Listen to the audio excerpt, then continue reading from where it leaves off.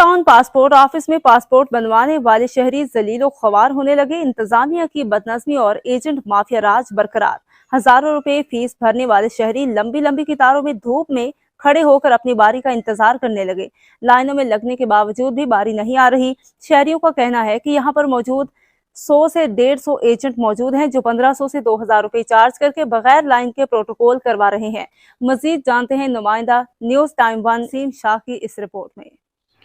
जी, passport office garden town के बाहर passport बनवाने वाले शहरी ज़लीलो ख्वार होने लगे। इंतजामिया की बदनज़मी, एजेंट माफिया का राज बरकरार। शहरी लंबी कतारों में धूप में खड़े होकर अपनी बारी का इंतजार करने लगे।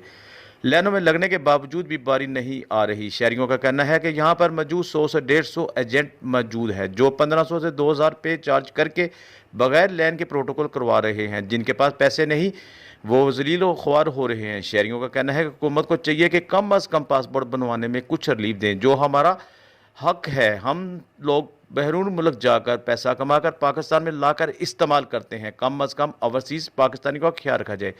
वज़ीर दाखिला और डीजी पासपोर्ट इस पर तवज्जो दें। शहरियों का कहना है कि पासपोर्ट से लेकर नादरा से यूटिलिटी स्टोर पर लाइनों में लगकर ज़लीलो ख्वार होना अवाम का मुकद्दर है।